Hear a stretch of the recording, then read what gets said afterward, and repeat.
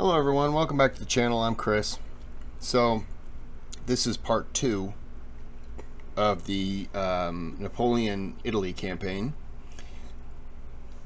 Excuse me, not part 2, second video. I'm going to break this into 2 parts at about the 14.5 minute mark. So without further ado, this is Epic History TV, by the way, Napoleon's first campaign, Battle of, I'm going to say Castiglione, and I know that's not right. Castiglione. We'll find out. An Epic History TV BMF Productions collaboration. In 1796, at the height of the French Revolutionary Wars, a young French general took charge of a ragged, demoralized army in northern Italy.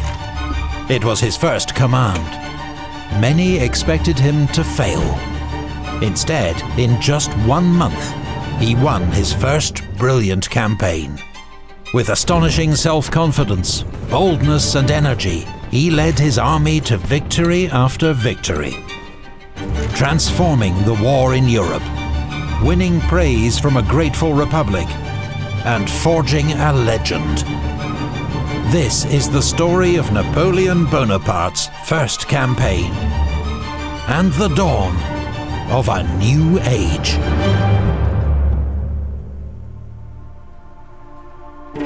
May 1796.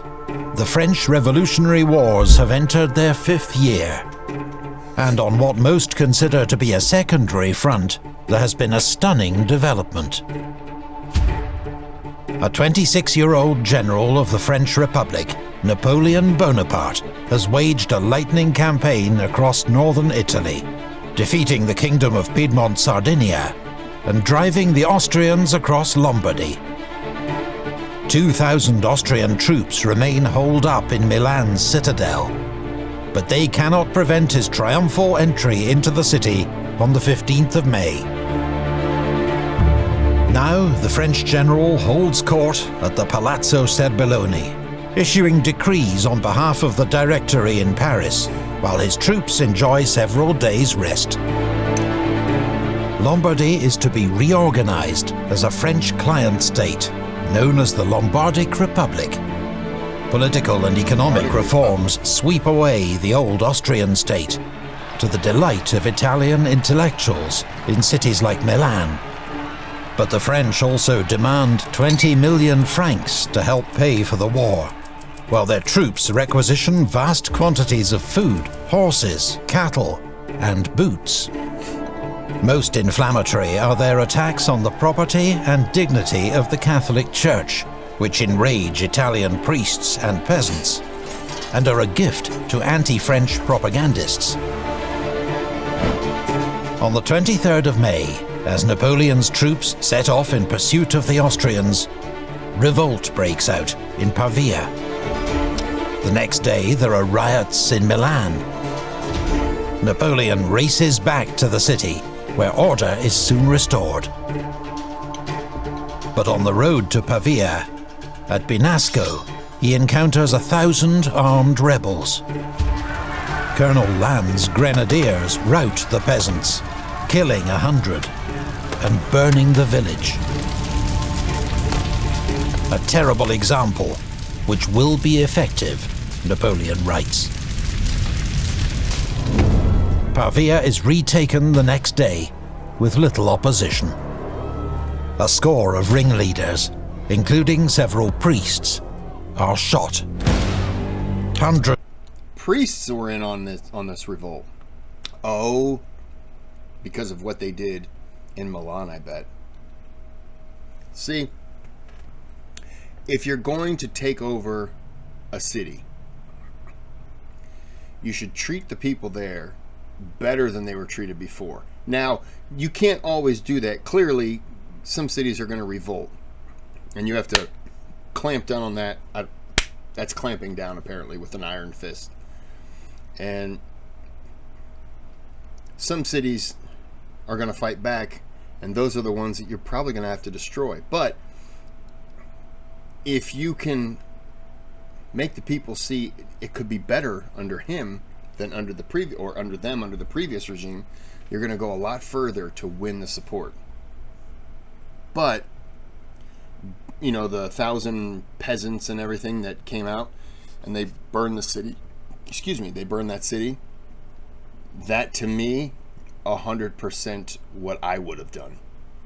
You gotta lay siege to the town to make the people suffer for the actions of their neighbors, and make them see, okay, well, damn, but even you could be like that like if I'm here and I have nothing to do with it and my neighbor was involved and now my house gets burned down, I wouldn't be taking France's side. Damn. I just talked myself out of it. Wow. I don't know what I would do now. Hundreds of hostages are taken from prominent local families to ensure future cooperation. Napoleon resumes his advance east. His army now organised into 4 divisions: Kilmain's advance guard, Augereau, Massena, and Serrurier. General Berlioz's Austrian army holds the line of the Mincio River, with Lake Garda on his right and the great fortress of Mantua on his left.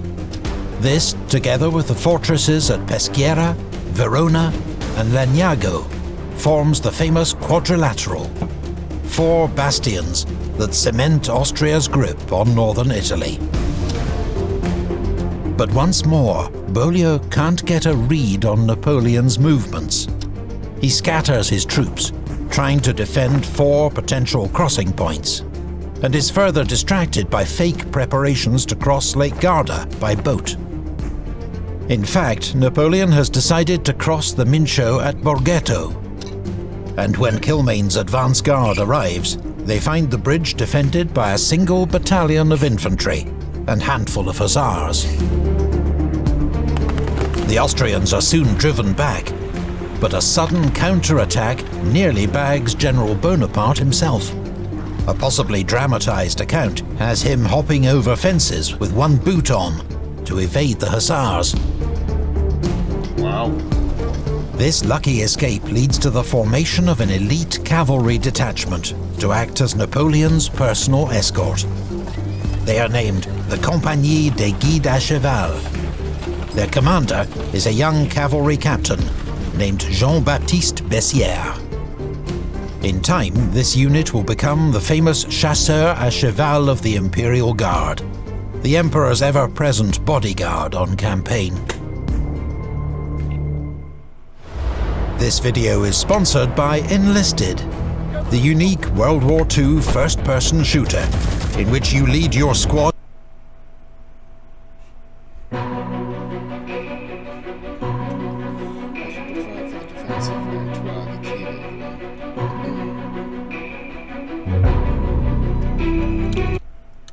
I'm curious why Mantua is the key, because they've referred to it several times as, you know, the fortress. I'm gonna find out, but taken by surprise by the crossing at Borghetto, Beaulieu begins a withdrawal to a new defensive line in the Adige Valley. However, at Mantua, he leaves behind a reinforced garrison, well supplied and ready to withstand a siege of at least 2 months. Napoleon cannot bypass Mantua. Its garrison is too powerful. But the fortress city will be a tough nut to crack. Its old walls surrounded on 3 sides by a lake and on the other by malarial marshland. The most unhealthy place in Italy, Napoleon tells the Directory. His biggest problem is his lack of heavy siege artillery. Most of these guns are in Milan, bombarding the Austrians, still holed up in the citadel. More guns were supposed to arrive by sea, but have been intercepted by British warships, commanded by a certain Commodore Horatio Nelson. Since April, Napoleon has launched 3 successful offensives: marched more than 200 miles and won 10 battles. But finally, outside the walls of Mantua, he is brought to a halt. And the demands on his limited force are growing. He must maintain the siege of Mantua, even though its guns outnumber his own and no direct assault can be made. He must protect his lines of communication back to France and guard against further revolt in Lombardy. And he must be ready to face the Austrians, who are receiving reinforcements from Germany and will soon counterattack.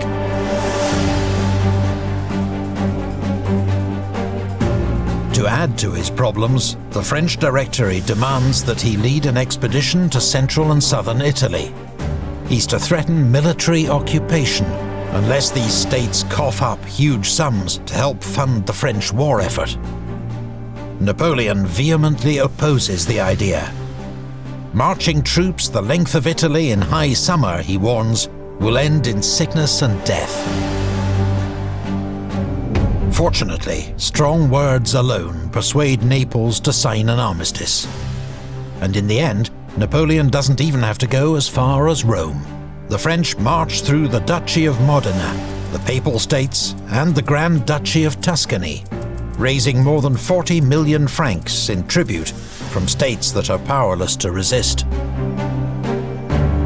Napoleon dines in Florence with the Grand Duke before returning to Milan. There he is reunited with his wife, Josephine, who's arrived from Paris, discreetly accompanied by her new lover. Napoleon does not linger in Milan. Its citadel has finally fallen, freeing up his siege guns. His troops have seized another 150 guns from the forts of central Italy.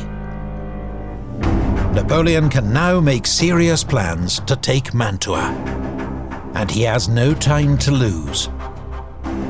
In the Tyrol, the reinforced Austrian army is beginning to stir, under a new commander. Berlioz is gone. Now, 72-year-old Field Marshal Count von Wurmser is in command. I don't have a problem with the ages of these guys, because clearly they've been through enough battles. Ow. I'm shaking my head because of the ages of these guys. Do they not have anyone a little bit younger? And I'm not trying to discount this guy. Clearly would probably know more than some 25-year-old. But like, this guy's showing up with kind of an, what's the word, antiquated form of warfare. He's probably not as well adapted to the changes that have come over time, much like military leaders in, you know, the 1990s aren't going to have the same thoughts and ideas that a leader would in the 2020s, is all I'm saying. That's, you know, somebody a little bit younger that might have a little more juice to the way they think about how to attack or how to defend. Not saying it would be better or worse, but, you know. A courageous cavalryman, vigorous beyond his years, and determined to avenge Austrian defeats in Italy. Okay.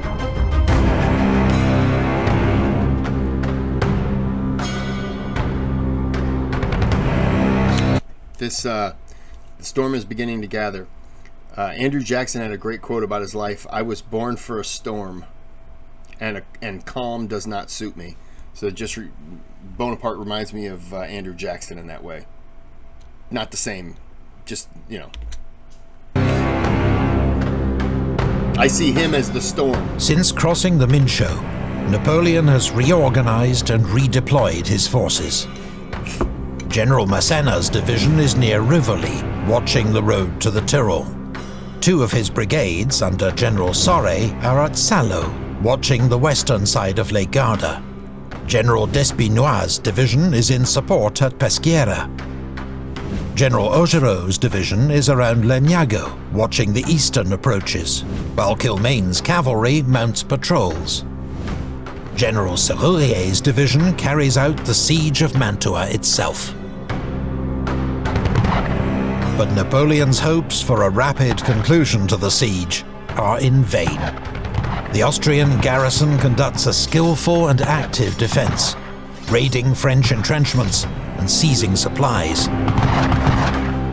Murat, recently promoted to brigadier general, plans to lead a group of men in Austrian uniform across the lake at night to take the guards by surprise. But the operation's abandoned when the water level suddenly drops. The French step up their bombardment of the city, firing more than 1,000 cannonballs and mortar shells in one 6-hour period. Do they ever reveal like why it went down? That is a beautiful painting.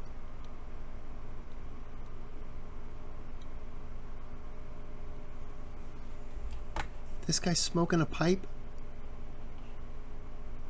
Dude, the Napoleon series videos have some great paintings. Mantua is being battered to pieces, but its walls are not yet breached. Napoleon is out of time. Field Marshal Wurmser is finally marching to Mantua's aid. He has divided his army into 4 columns. 2 central columns are advancing down the Adige Valley directly towards Mantua. Another column to the east is making a wide flanking march, while a 4th column, under General Kostanovic, advances down the western shore of Lake Garda, planning to seize Brescia and cut Napoleon's line of retreat. Massena comes under heavy attack and, severely outnumbered, abandons Rivoli and begins a fighting retreat. As soon as the news reaches Napoleon, he races to Castelnuovo, ordering Augereau, Despinois and Kilmain to join him as fast as possible. But suddenly, it is Kostanovic's column that's emerging as the greatest threat. General Saue's troops at Salo are heavily outnumbered.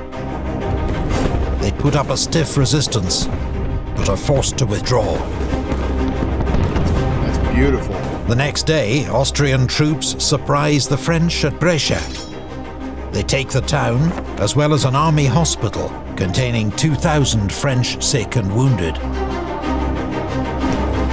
Even Napoleon's wife, Josephine, en route to Brescia, is nearly captured in the chaos. Wurmser has wrong-footed Napoleon. Already outnumbered, he's lost 5,000 casualties. His left flank is in tatters, and there's a real possibility he may be encircled. It's the greatest crisis he has faced as an army commander, and will force him to make an agonizing decision. You know what? I was going to stop it at 14.5 minutes, but this is perfect. This is a perfect cliffhanger. They knew I was going to do this video. I want some bread pudding. I'm sorry, that means nothing. I'm eating rice, by the way, because I didn't get dinner, because I had to do some things. Now I want bread pudding, which is rice. All right, cliffhanger. I can tell you what he does for the second half of the video. We don't have to watch it. He fights. Okay, so that's it for both parts of this video. And, you know, like and subscribe. Till next time. I'll be back with part 2. But have a good day, have a good night.